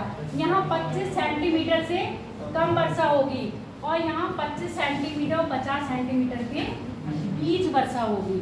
तो जहाँ 25 से 50 सेंटीमीटर, दूसरा कारण यहाँ जैसे ही वर्षा जब तक यहाँ पर आते हैं, मानसून क्या होती है, नमियाँ खो देता है, तो बारिश की मात्रा से क्या है, 25 से 50 सेंटीमीटर रह जाती है। जब आपकी ये बंगाल की सागा भारत में प्रवेश करते हैं नॉर्थ इंडिया में, तब भी क्या होती है, जब तक यहाँ आती है वर्षा की मात्रा, इसलिए यहाँ रह जाती है। तो जो आपका राजस्थान वाला क्षेत्र है, कौन सा, अरावली के पूर्वी राजस्थान, तो अरावली का चाहे पूर्वी राजस्थान ले लो चाहे पूर्वी राजस्थान वैसे ही ले लो, क्योंकि ये कैसा आ रहा है आपके पूरब में ही आ रहा है। तो पूर्वी राजस्थान दक्षिण पश्चिमी मानसून की कौन सी, अरब सागर से भी कम वर्षा पाता है और बंगाल की शाखा से भी कम वर्षा पाता है। तो ये वाला मौसम का क्या कहलाता है, अर्धशुष्क, क्योंकि यहाँ वर्षा कितनी हो रही है 25 से 50 सेंटीमीटर, और यहाँ वर्षा 25 सेंटीमीटर से भी कम हो रही है, इसलिए यहाँ पर मरुस्थल पाए जाते हैं। और यहाँ क्या पाए जाते हैं, घास के मैदान। अब अरावली से निकलने वाली दो प्रमुख नदियां हैं, बनास नदी और लूनी नदी। ये दोनों नदियां कैसी हैं आपकी, मौसमी हैं। तो अब ये वाला क्षेत्र लिखोगे, ये जब तुम भारत का मानसून पढ़ोगे तब ये चीजें डिटेल में पढ़ोगे। अभी यहाँ अपने नॉलेज के लिए लिखना चाहो तो लिख लो। और भारत के मानसून से भी बहुत क्वेश्चन बनते हैं। देखो अरावली के पश्चिम में मरुस्थल क्षेत्र पाया जाता है। अरावली के पश्चिम में मरुस्थल क्षेत्र पाया जाता है। अरावली के पश्चिम में मरुस्थलीय क्षेत्र पाया जाता है, जिस कारण यहाँ पर शुष्क मौसम, जिसका कारण यहाँ पर शुष्क मौसम अर्थात वर्षा की मात्रा 50-25 सेंटीमीटर से कम शुष्क मौसम पाया जाता है, जिसका कारण यहाँ वर्षा की मात्रा 25 सेंटीमीटर वार्षिक होगा यहाँ पर, ठीक है, 25 सेंटीमीटर वार्षिक से भी कम होना। इस क्षेत्र की प्रमुख नदी लूनी नदी है। इस क्षेत्र की प्रमुख नदी लूनी नदी है। लूनी अभी तुम यहाँ भी पढ़ोगे, और लूनी नदी कहाँ पढ़ोगे, जब आपके राजस्थान का मरुस्थलीय मैदान पढ़ोगे। इस क्षेत्र की प्रमुख नदी लूनी नदी है, जो कि एक मौसमी नदी है, जो कि क्या है, एक मौसमी नदी है। अब मौसमी नदी का मतलब समझ रहे हो क्या है। अब जितनी भी नदियां आप नीचे पढ़ते जाओगे दक्षिण भारत में, सारी नदियां क्या होती जाएंगी, मौसमी, जबकि उत्तर भारत की सारी नदियां कैसी होंगी, सदा बहार, क्योंकि वहां पर क्या होता है, वो अपना नदी का जल, मतलब जो जल है नदी में कैसे वर्षा से और ग्लेशियर से प्राप्त करती हैं। अब यहाँ इतने बड़े हॉट स्पॉट में, यानी कि इतना बड़ा गर्म क्षेत्र है, यहाँ पर क्या ग्लेशियर होंगे, नहीं, तो यहाँ पर सिर्फ वर्षा होगी तभी ये नदियाँ क्या करेंगी, जल प्राप्त करेंगी। तो लूनी नदी कैसी होगी, आपकी एक मौसमी नदी हो गई। भारत की एकमात्र ऐसी नदी है जो सागर तक नहीं पहुँचती है। इसकी विशेषता तो नदियों में पढ़ोगे ही पढ़ोगे, और यहाँ लिखना चाहो तो लिख सकते हो। भारत की एकमात्र नदी जो सागर में ना पहुँच के कच्छ के रण में ही क्या हो जाती है, ये कच्छ का रण विलीन हो जाती है। क्या देख रही है,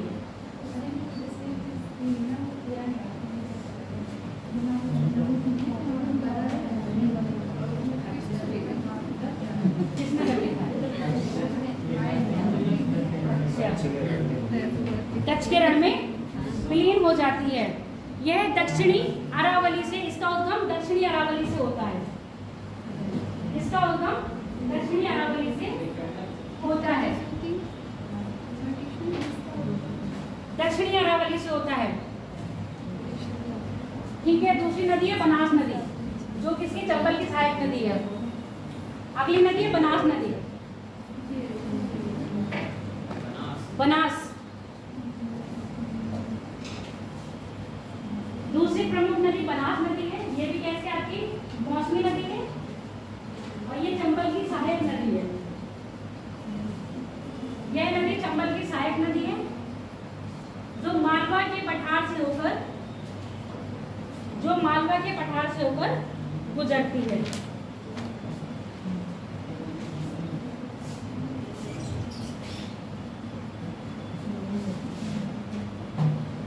अब थोड़ा सा खाली जीके या जीएस के उसमें लिख लो, क्योंकि आगे तुम्हारे सिलेबस में ये चीज है तो पढ़ोगे। नोट करके लिखना चाहो तो ऐसा लिख लो अब देखो मैंने क्या कहा, जो दक्षिणी अरावली है वो क्या है, वहाँ पर धातु खनिज पाए जा रहे हैं। तो यानी कि आपके जस्ता और सीसा में राजस्थान नंबर 1 को, सॉरी जस्ता हो गया, सीसा हो गया और चांदी हो गया, इसमें राजस्थान क्या है, नंबर 1 पर है। जिसमें किस कौन से खाने हैं आपके, खेतड़ी की खान हो गई, जाबर की खाने हो गई, राजस्थान में पाई जाएंगे। अब आपको पता चल गया भारत अरावली क्या है, दक्षिण में धातु क्या है, तो जितनी भी खाने पाई जाएंगी कहाँ पाई जाएंगी, दक्षिण क्षेत्र में पाई जाएंगी। अगर चूना या सीमेंट की बात करेंगे तो कहाँ पाया जाएगा आपके, उत्तरी वाले क्षेत्र में। याद रखोगे ना थोड़ा थोड़ा, क्योंकि ये चीज ऐसे है ना, जैसे ही कभी आपसे क्वेश्चन पूछा जाएगा, नॉर्मली नहीं भी पता है, अगर इस चीज के बारे में नॉलेज है थोड़ी सी, तो आप क्वेश्चन करके ले जाओगे। ज्योग्राफी बहुत इजी है, पता नहीं आप लोग को क्यों इतनी टफ लगती है। अगर एक बार दिमाग में आ गई तो वही क्लास में फिर दोबारा पढ़ने की जरूरत नहीं होती है। क्लास में आराम से कुछ आइडिया होता है तो क्वेश्चन आराम से निकल जाते हैं, क्योंकि सारा प्रोसेस बेस है। अगर आपको अपना प्रोसेस क्लियर है समझ जाओगे। रटने के लिए तो बहुत कम चीज़ें हैं जो रटनी ज्योग्राफी में रटनी पड़ती है, वरना सारी चीज़ें क्या है, समझने की है। अब बात करते हैं हम मालवा का पठार।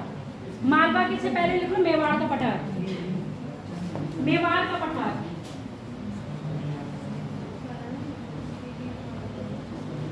मेवाड़ का पठार या मारवाड़ का पठार, दोनों ही नाम लिख लो, या मारवाड़ का पठार। यह पठार राजस्थान में, यह पठार राजस्थान में। अब अपने उसमें खोलो फिजिकल ज्योग्राफी का मैप, क्या देख रहे हो तुम लोग, राजस्थान मालवा मेवाड़ में क्या इसमें नहीं, देख लो राजस्थान का बोलो।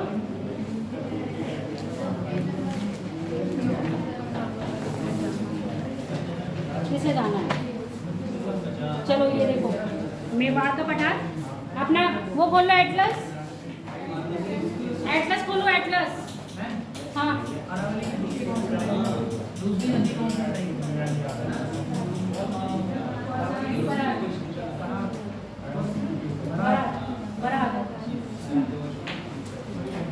बराक, बराक वो बराक है, बनास है, बनास, बनास सॉरी बनास, बराक तो इधर है ब्रह्मपुत्र की, बनास, बनास, बराक ब्रह्मपुत्र की है, बनास ही क्यों ना, ठीक है।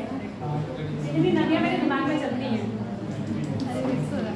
सारे मिक्स। अभी बराक नदी यहाँ पढ़ोगे ना आके।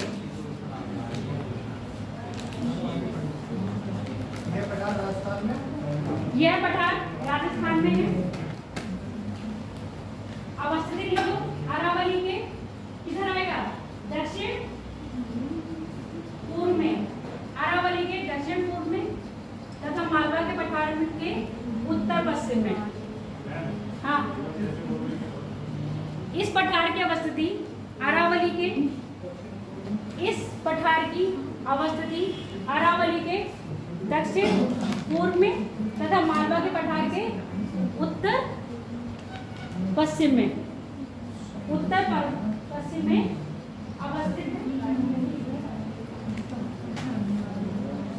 अच्छा ये यही करना है, क्या उल्टा है,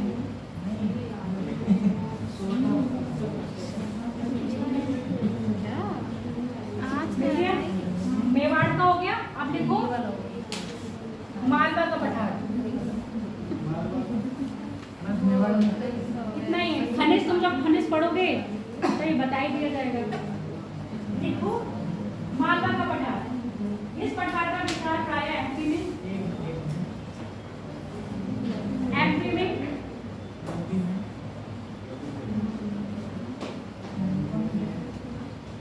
इस पठार का विस्तार प्राय एमपी मध्य प्रदेश में है, जिसका निर्माण बेसाल्ट चट्टानों से हुआ है, जिसका निर्माण बेसाल्ट चट्टानों से हुआ है, बेसाल्ट, जिसका निर्माण बेसाल्ट चट्टानों से हुआ है, जिसका निर्माण बेसाल्ट चट्टानों से हुआ है। बेसाल्ट चट्टानों को अपक्षय से, बेसाल्ट चट्टानों के अपक्षय से यानी कि वैदरिंग से, बेसाल्ट चट्टानों के अपक्षय वैदरिंग से काली मिट्टी का निर्माण होता है। काली मिट्टी का निर्माण होता है,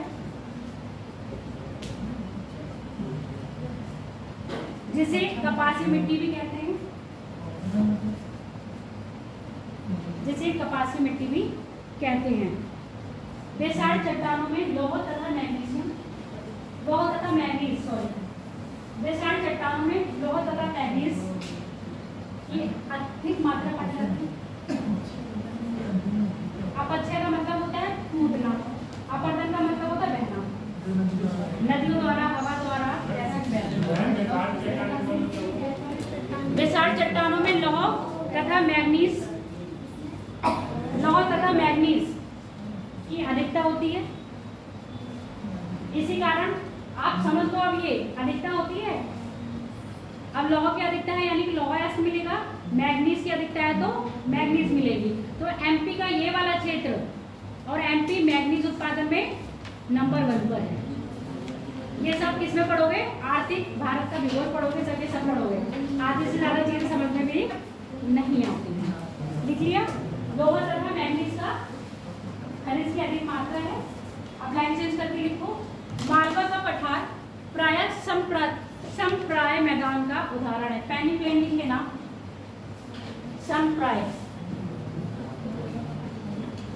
अब ये नया शब्द आ गया, ये समप्राय कौन सी नाम की चिड़िया आ गई? मालवा का पठार प्रायः समप्राय मैदान का उदाहरण है, प्रायः समप्राय मैदान का उदाहरण है। इंग्लिश में लिख लो पैनी प्लेन। अब चित्र बना लेना, समझा दे रही हूँ। देखो मैंने बताया था स्ट्रैटो क्या होते हैं, यही तो है, जब इनका अपक्षय और अपवर्तन होता रहता है।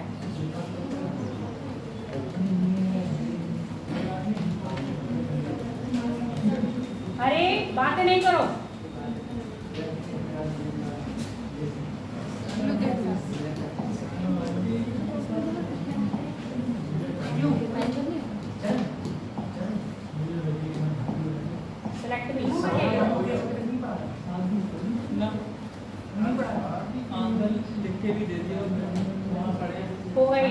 अपनी कॉपी में डाल कर लेना इसको, ठीक है। देखो अपक्षय पहले ही क्या था, इतना ऊंचा था, इसका अपक्षय हुआ यानी कि इसकी क्या हुई, बेहतरीन होती रही। अपक्षय अपवर्तन के कारण अब क्या रह गया, ये चल तो गया, सिर्फ इतना ही रह गया। अब ये क्या कैसे दिखाया जा रहा है, मैदान के रूप में दिखा रहा है। तो जब आप इंदौर की साइड जाओगे ना, तो इंदौर आपको एक मैदानी क्षेत्र में दिखेगा, पर एक्चुअली वो मैदान में नहीं है। कहाँ पर है, पठार में।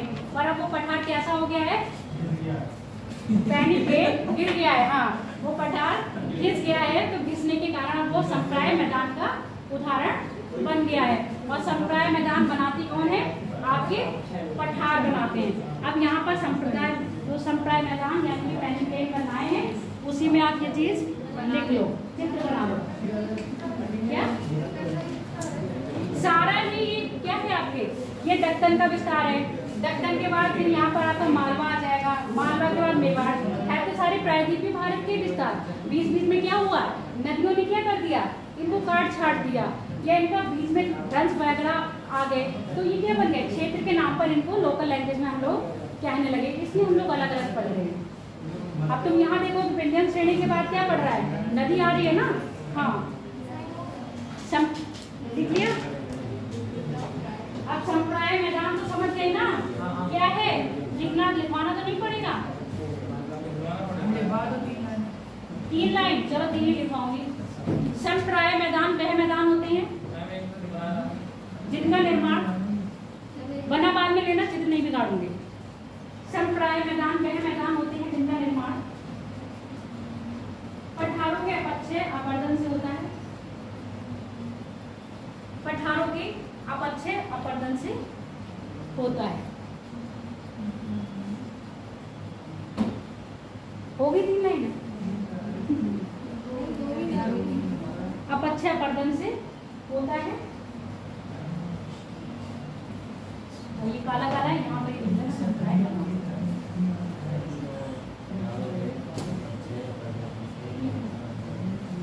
मालवा का पठार, मालवा का पठार,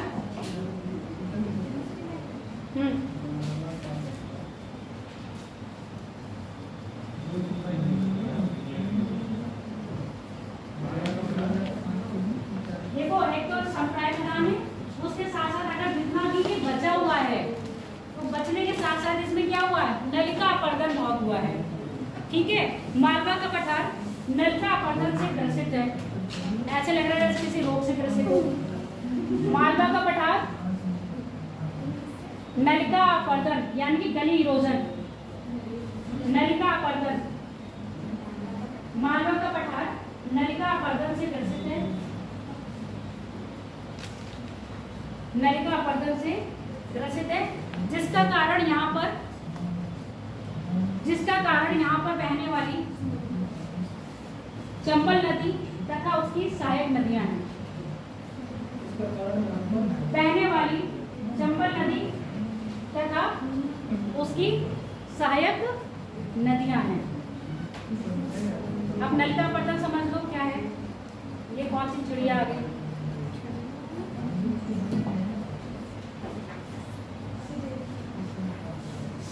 मान लो ये पठार है, ठीक है। अब नदियां क्या आएंगी, नदियां क्या चलेंगी, इनको काटते हुए चलेंगी, काटते हुए चली तो इस तरह से इन्होंने क्या करा,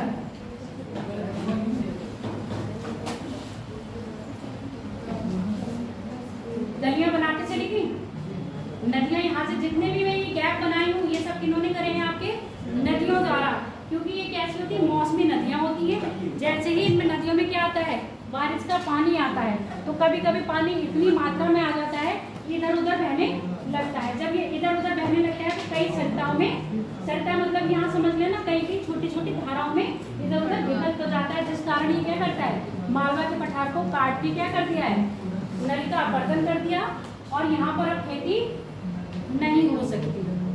तो खेती की दृष्टि से ये कैसा है, बिल्कुल बेकार है। लैंग्वेज क्या लिखे हो, नलिका अपर्दन है तो ये वाला चित्र बना लो, चित्र बना लो नलिका अपर्दन, उदाहरण है। गीता पढ़ रहे हो,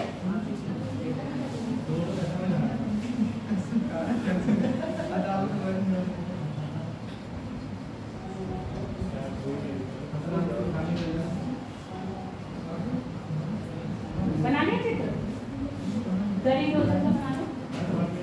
ये वाला नहीं बनाना है, ये वाला बनाना है। इसमें कैसे तुम बना लो, इसमें बनाओ तो यहाँ कैसे रख दो, ऐसे तो बन जाता है। ठीक है, पठार का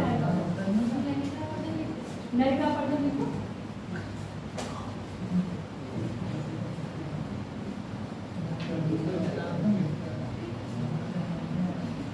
अब लिख लो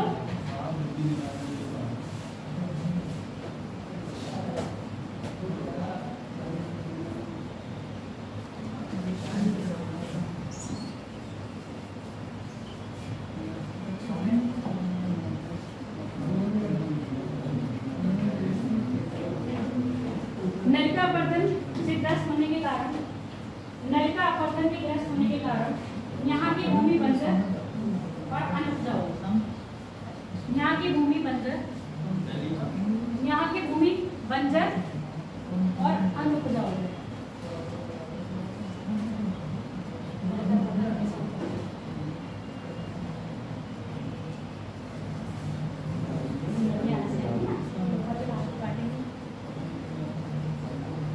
पुरानी पिक्चर देखी है वो डाकू वाली, चंबल घाटी, कैसे डाकू छुपते थे, ऊपर बैठा है, नीचे घोड़ा सा निकल रहा है और उसके ऊपर कूद गए, बारात निकल रही है तो छुप गए। तो यही नलिका अपर्दन है जो चंबल की घाटी में होता है, चंबल करके जाती है। और क्या है, 5 सिंह तोमर में, आज समझ में आ गया, बहुत आराम से बहुत अच्छी तरह 5 सिंह तोमर जिसने देखी होगी और वहाँ पर ये चीज देखी होगी तो समझ जाना जो चित्र अभी बनाया वो नलिका अपर्दन का था, और नहीं देखी हो तो जाके देख लेना। 5 सिंह तोमर है, 5 सिंह तोमर। ठीक, चलो अगला लिखो, मैं पिक्चर नहीं देखती हूँ। बुंदेलखंड का पठार अनुपजाऊ है, तैयार होंगे। अगला देखो बुंदेलखंड का पठार।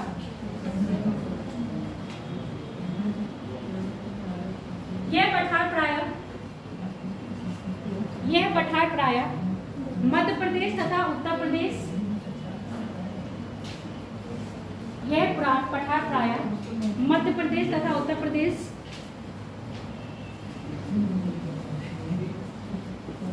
में विस्तृत है। अमृत जी क्यों तुम पंडित बनाने लगे बड़े हो। चलो, उत्तर प्रदेश में अवस्थित है। बुंदेलखंड के पठार प्रायः बघेलखंड के पठार के उत्तर पूर्व में, बघेलखंड के पठार के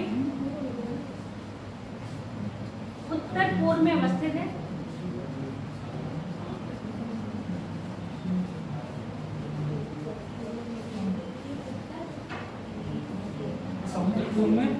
क्या कह रहे हो?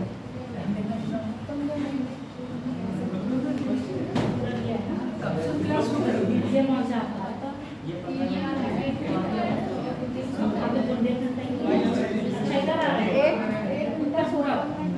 जैसा क्या बोले हैं, पश्चिम नहीं आएगा, पूरब में यही आएगा।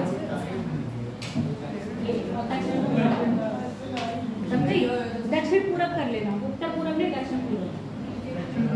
दक्षिण पूरब इसमें नहीं दे रखा ना बघेलखंड का, यहाँ पर है बघेलखंड का है। पूरब तो आएगा, उत्तर पूर्व ऊपर इसमें एड्रेस में क्या है, छोड़ो उत्तर पूर्व दक्षिण लेना, कुछ मत लिखो। मध्य प्रदेश बुंदेलखंड यहाँ भी नहीं देखो, यहाँ देखो बुंदेलखंड का बघेलखंड का, ये बुंदेलखंड है, ये बघेलखंड है। देख लो कहाँ पर आ रहा है, दक्षिण और दक्षिण पूर्व में आ रहा है इसमें, ठीक है। बुंदेलखंड के बता रही हूँ ना, बुंदेलखंड के दक्षिण पूर्व में अवस्थित है। दक्षिण पूर्व में वही है। हाँ, दक्षिण पूर्व में अवस्थित है, जो प्रायः मध्य प्रदेश,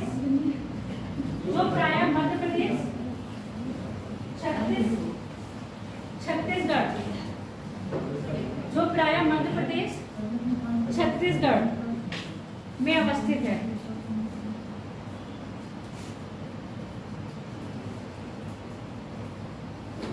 जो प्रायः मध्य प्रदेश और छत्तीसगढ़ में अवस्थित है। क्या बोल रहे हो? तुम उसको पढ़ने को मिले, जितना पढ़ने वाला बच्चा है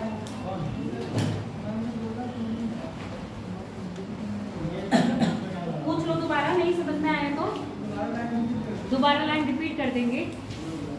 ये प्रायः बुंदेलखंड के, इधर देखो अब, दक्षिण और पूर्व में है। ये प्रायः बुंदेलखंड के दक्षिण और पूर्व में अवस्थित है। इसका विस्तार कहाँ पर है आपका, मध्य प्रदेश और छत्तीसगढ़ राज्यों में है, ठीक है। यहाँ प्रायः आधात्मिक खनिज, यहाँ प्रायः आधात्मिक खनिज प्राप्त होते हैं। आधात्मिक खनिज कौन से होंगे, चूना पत्थर वगैरह। यहाँ प्रायः आध्यात्मिक खनिज की प्राप्ति होती है। आगे लिख लो, छोटा नागपुर का पठार, छोटा नागपुर का पठार, सोडा नहीं, छोटा नागपुर का पठार।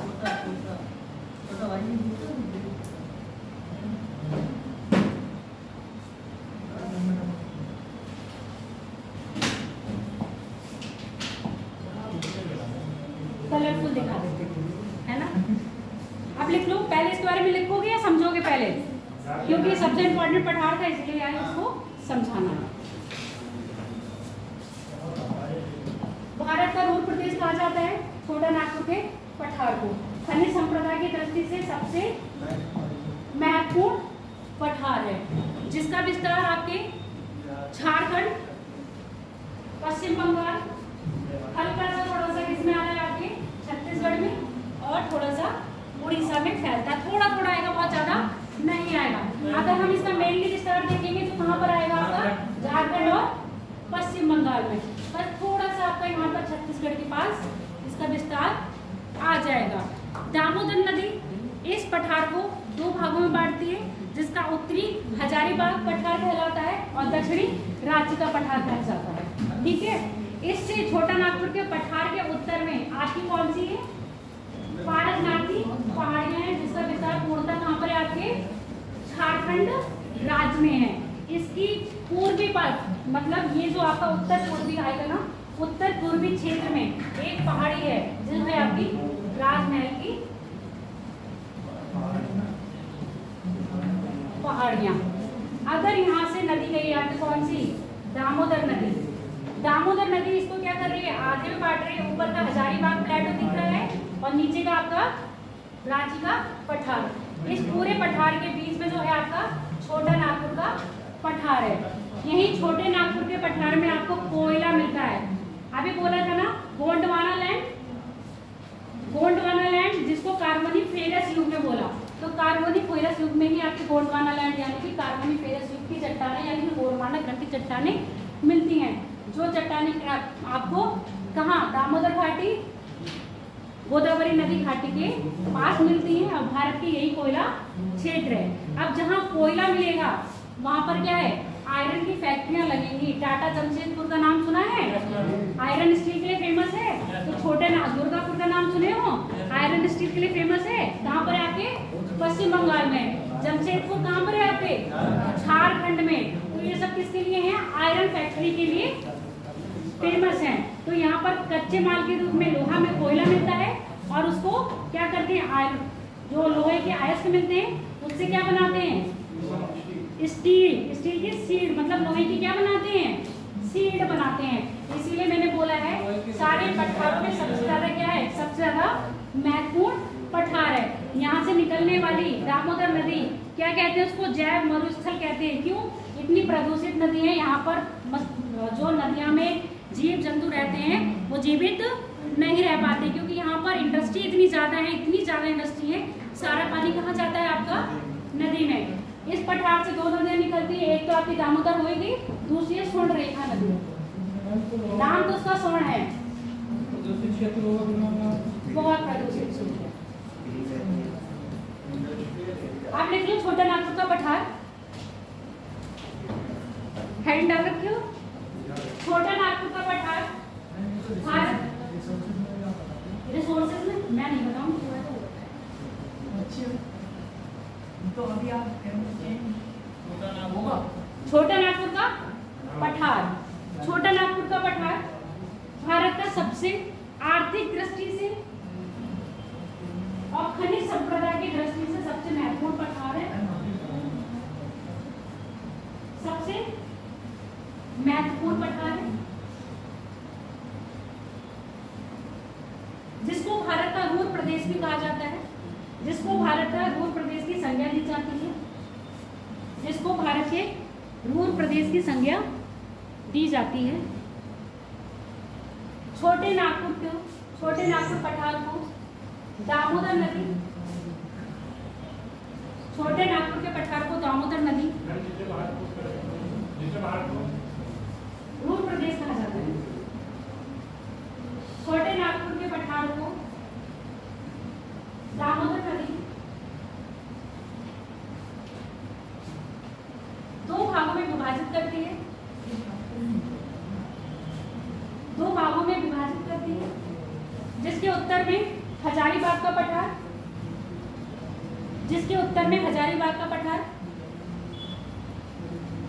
और दक्षिण में रांची का पठार,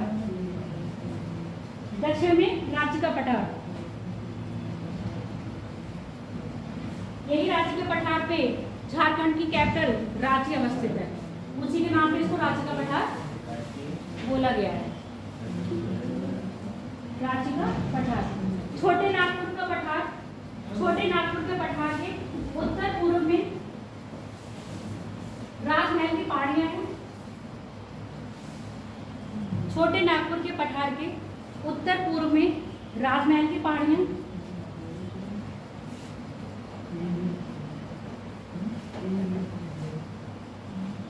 राजमहल की पहाड़ियां तथा छोटा नागपुर के उत्तर में, छोटा नागपुर के उत्तर में पारसनाथ की पहाड़ियां, पारसनाथ की पहाड़ियां अवस्थित हैं। चर्चा में रहा था पिछले साल पारसनाथ की पहाड़ियां, क्यों? क्योंकि इसको टूरिस्ट प्लेस बना रहे थे और जैन तीर्थकर पारसनाथ के नाम पर इसको रखा गया है पारसनाथ की पहाड़ियां। और ये जैन तीर्थकों के लिए क्या है, एक धार्मिक क्षेत्र है, जिसलिए उन्होंने पारसनाथ मतलब जैन समुदाय जितना था उन्होंने क्या करा था, गवर्नमेंट के लिए एक प्रोटेस्ट कर दिया था कि नहीं इसको टूरिस्ट प्लेस नहीं बनाया। अगर यहाँ पर टूरिस्ट आएंगे तो कहीं ना कहीं हमारे धार्मिक आस्था के साथ क्या होगा, ठेस लगेगी। तो पारसनाथ की पहाड़ियां कहाँ पर है, आपके झारखंड राज्य में अवस्थित हैं। ठीक है, अगला लिख लो, मेघालय का पठार। पारसनाथ की, नागपुर के उत्तर में पारसनाथ की पहाड़ियां अवस्थित हैं। अब लिख लो मेघालय का पठार या शिलांग का पठार। मेघालय का पठार या शिलांग का पठार।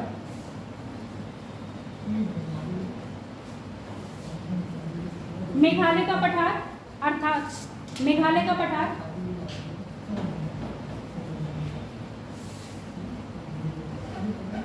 दक्षिणी पठार यानी कि प्रायद्वीप भारत का हिस्सा है।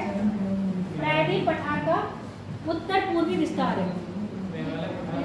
मेघालय का पठार दक्षिणी प्रायद्वीप भारत का, प्रायद्वीप भारत का उत्तर पूर्वी विस्तार है। उत्तर पूर्वी विस्तार है, उत्तर पूर्वी विस्तार है। ये हिमालय का भाग ना होकर, ये हिमालय का भाग ना होकर प्रायद्वीपीय भारत का भाग है। उत्तर में तो जरूर है ना, पर आपको लग रहा होगा कैसे है, प्रायद्वीपीय भारत का भाग है। अब कैसे है सुन लो, समझ लो।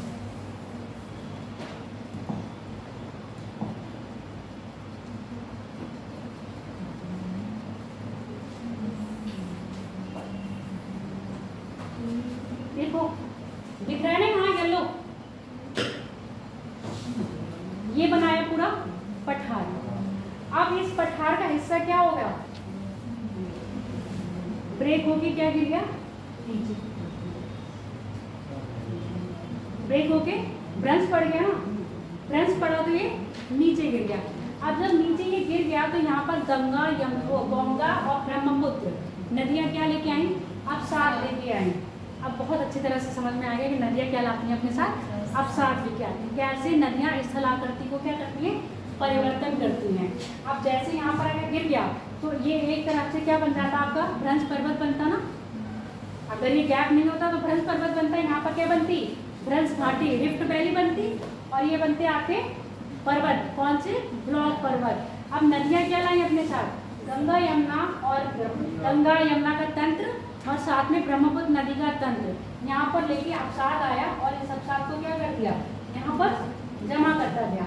अब जमा करते तो इसने क्या कर दिया, इस गैप को खत्म कर दिया। अब इस गैप को जो खत्म करा उसी को हम कहते हैं मालदा गैप।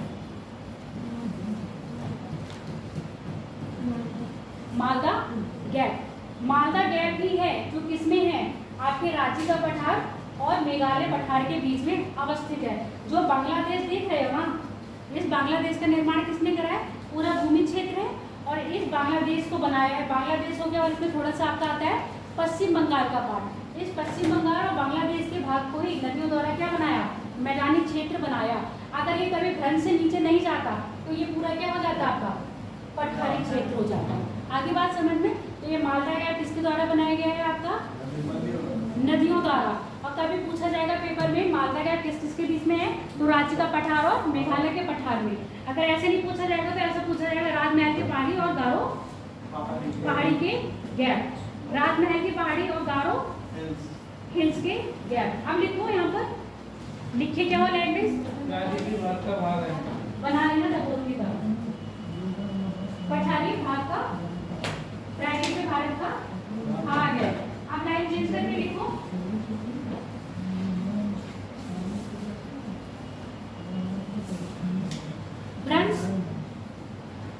धरातल में भ्रंश के दौरान, धरातल में भ्रंश के दौरान, भ्रंश के दौरान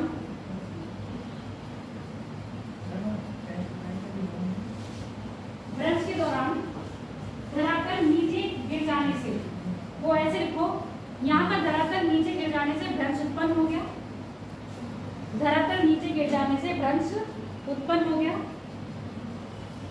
जिस कारण यहाँ एक रिफ्ट वैली यानी कि क्या बन गई थी, भ्रंश घाटी का निर्माण हुआ। इस भ्रंश घाटी को गंगा तथा ब्रह्मपुत्र गिर जाने से यहाँ एक भ्रंश घाटी का निर्माण हुआ, भ्रंश घाटी का निर्माण हुआ, जिसको गंगा और ब्रह्मपुत्र नदियों द्वारा, जिसको गंगा और ब्रह्मपुत्र नदियों द्वारा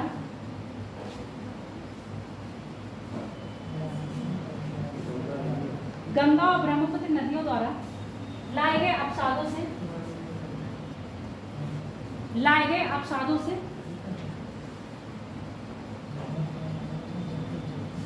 लाए गए अपसादों से भर के वर्तमान में मैदान का रूप दे दिया गया।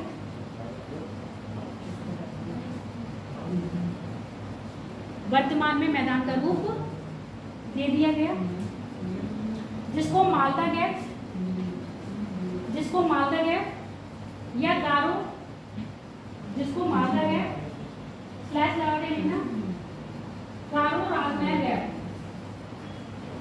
गारो राजमहल गैप के रूप में जाना जाता है। गारो राजमहल, गारो राजमहल के रूप में जाना जाता है।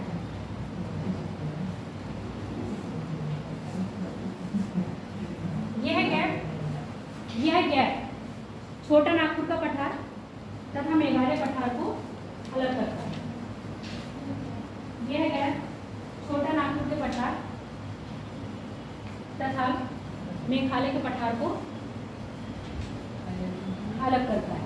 अब तुम ये वाला चित्र बनाओ, यहाँ पर लिख लेना, बोलो बस लास्ट है, ओवर हो ही गया है। ये चित्र बना लो और खत्म। इसके आगे जो क्या रह गया है, मेघालय का पठार कंटिन्यू करेंगे कल। अभी तो बेटा दक्कन का नहीं है, सिर्फ यहाँ पर दक्कन का पठार पढ़ोगे, कर्नाटक का पठार पढ़ोगे, तेलंगाना का पठार पढ़ोगे, दंडकारण्य का पठार पढ़ोगे, आंध्र प्रदेश का पठार पढ़ोगे, अभी बहुत पढ़ोगे। इसी के साथ साथ आप यहाँ की पहाड़ियाँ भी पढ़ोगे।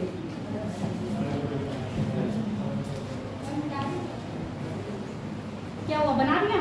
चित्र नहीं बनाया था तो बना लो, इसको ऐसे कर देना। अच्छा, और यहाँ लिख देना अवसाद, और इसका नाम लिख देना मालदा गैप। अवसाद